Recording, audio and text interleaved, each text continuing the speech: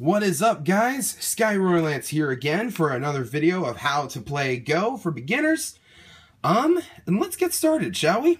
Pardon the bowls, they're here at a little bit of an angle. It's about the only way I could get them to fit up here. So, what to know first? One of the most important things for you guys to remember here at the beginning is this. Black will always go first. White always goes second, black always goes first. That's important to remember. There's the game. There are several points about the game that revolve around the fact that black goes first. So just always remember, black is what goes first.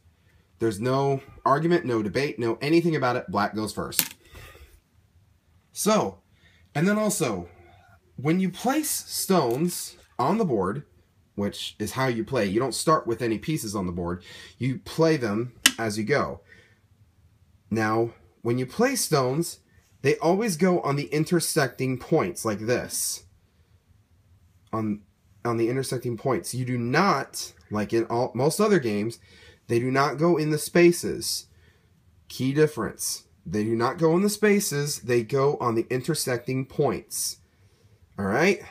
If you do it in the spaces, you're not going to have much of a game. Trust me. So, what exactly is the point of the game Go, though? Many people, you know, when they first start playing, they think that just like chess and checkers, the point is that you get a piece, you jump a piece, or you surround a piece or whatever. It's a capture, you capture it, and then that's the point of the game. Trust me, it is not. You can capture pieces in this game, and it's not by jumping, it's not by getting onto their, you know, getting onto their spot. It's a little more complicated, but I'll get to that later. The point of this game is to surround territory. That is something that's distinctly different, but amazingly important. The intersecting territory is what you capture when you're playing this game. You're not going for capturing pieces. Sorry, you may hear my dog in the background barking at something. You're capturing territory. That's the thing you have to remember. You're not trying to capture pieces, though you can capture pieces in this game. That's not the point. This isn't an aggressive game like chess, checkers, or you know, anything else that you might be more familiar with. So understand that. Now, Go really only has two main rules. The first one is that starting with black, each player alternates playing stones on the board in the attempt of capturing territory. That essentially is the one and only, is the biggest rule. So you're trying to capture territory by placing alternatively one stone on these intersecting points. The other rule is the rule of Ko, but I'll get into that in probably a whole nother video.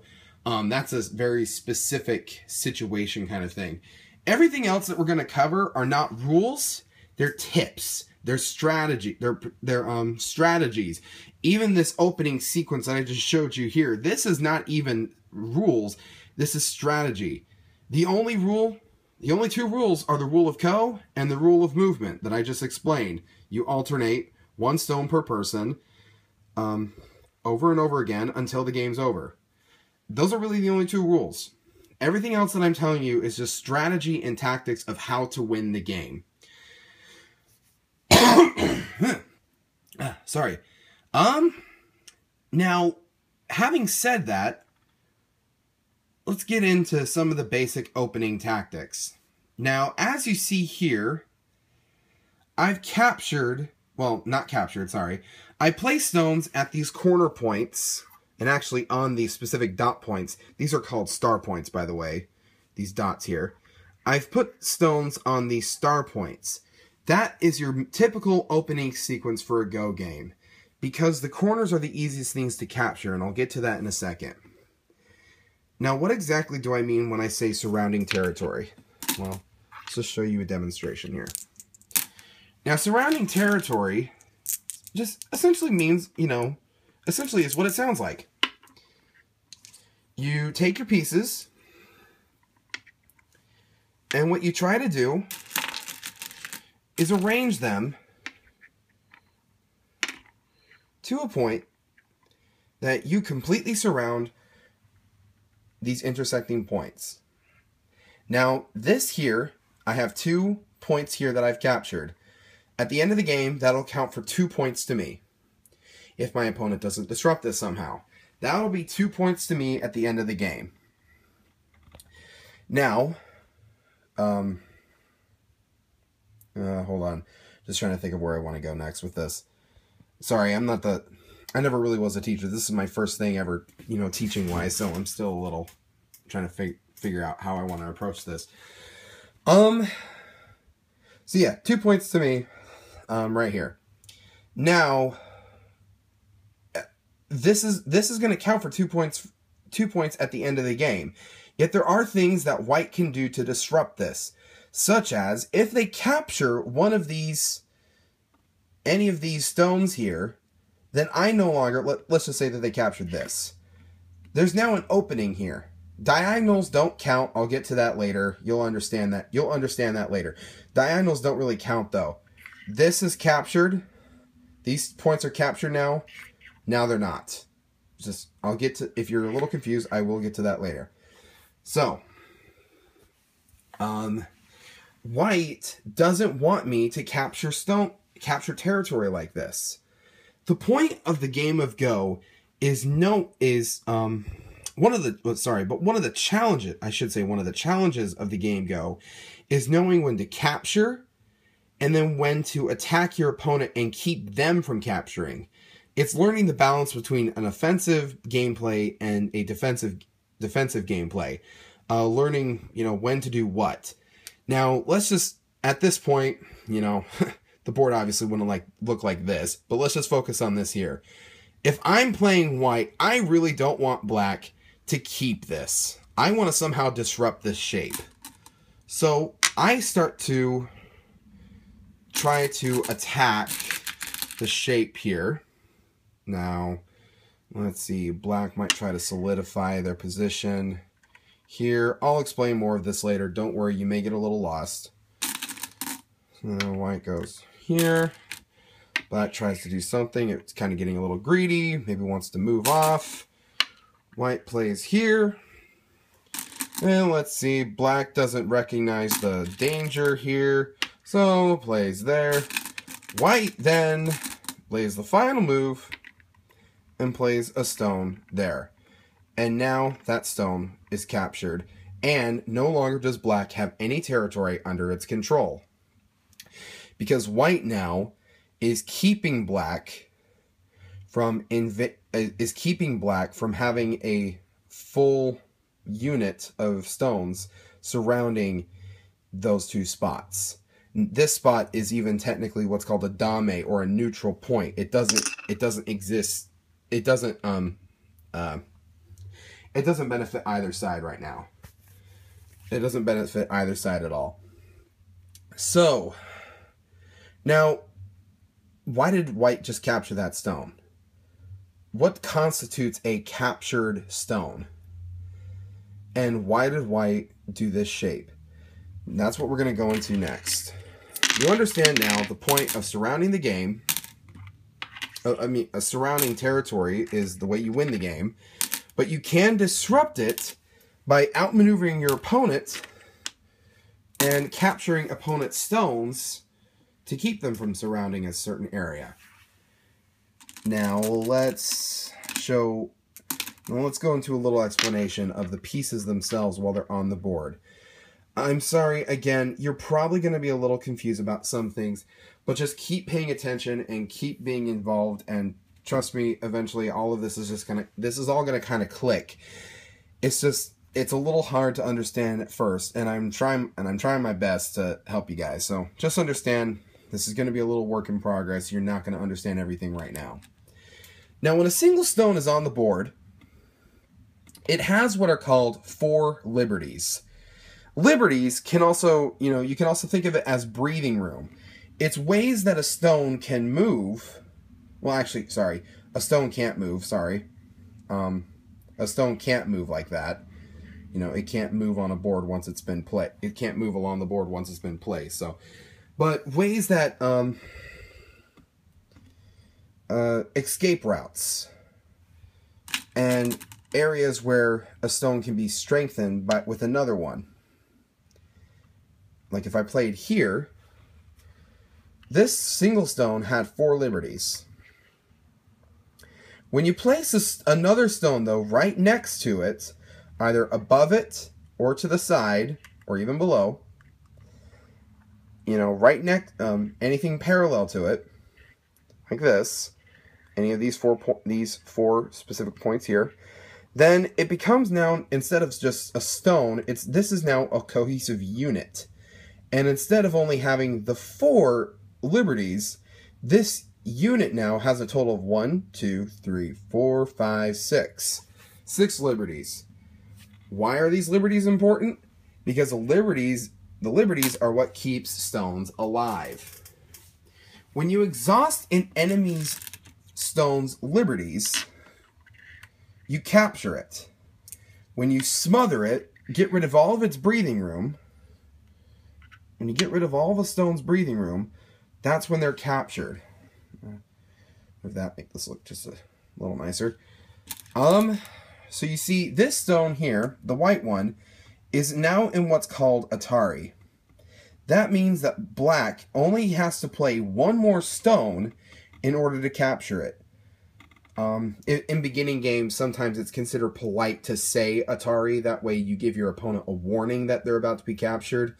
But it's not necessary. You know, you'll never see it in professional games. Some beginners like to say that though as a courtesy, especially if someone really doesn't understand how to play the game yet.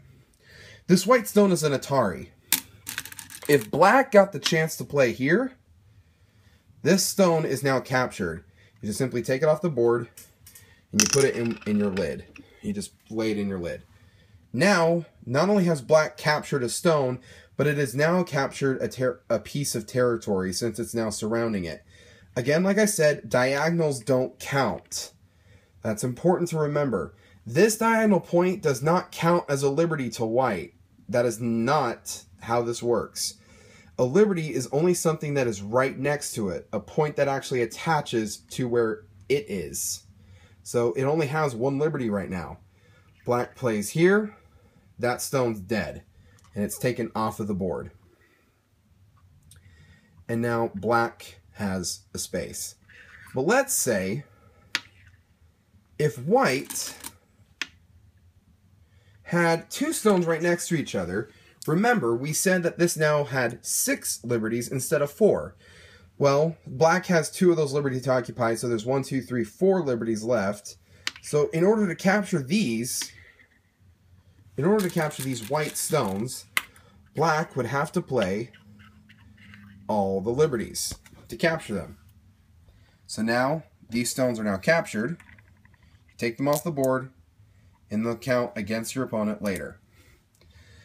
Now, really quick, last thing at least for this lesson, let's show you what white could do. Let's say it's white's turn. If white realizes they're in trouble, what's going to be the best way for white to get out of the situation? It's kind of obvious, but I'm just going to let you think about it for a second. Come up with the answer yourself. If white plays here, that stone is now going to survive because now 3 liberties have just been added to that stone, thanks to this one.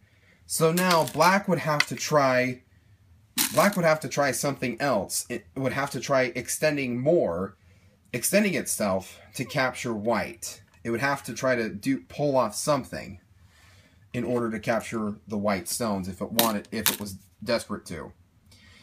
So by extending out and giving yourself more liberties, you ensure that these stones are not going to be captured and that they'll stay alive at the end of the game and give you the points that you need and help you actually win the game against your opponent. So, now you understand the basics. Let's just kind of do a quick review and then a quick review of this lesson. So, which stone color goes first? Black.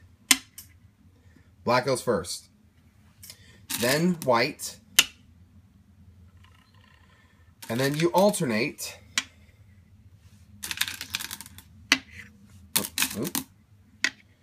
And then you alternate placing stones on the board for the rest of the game.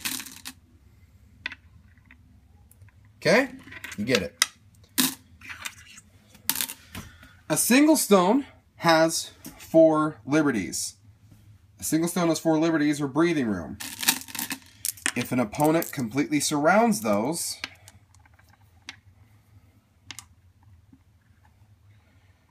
then it is captured. Okay?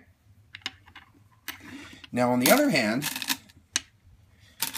if black realizes it's about to be captured, it can save itself by extending itself, giving it an extra ally to claim some more liberties, to keep itself alive. And what is the point of this game? To capture territory. To capture territory. So, you now understand the basics. There's still a ton more that you guys have to learn before you can really start to play a full game.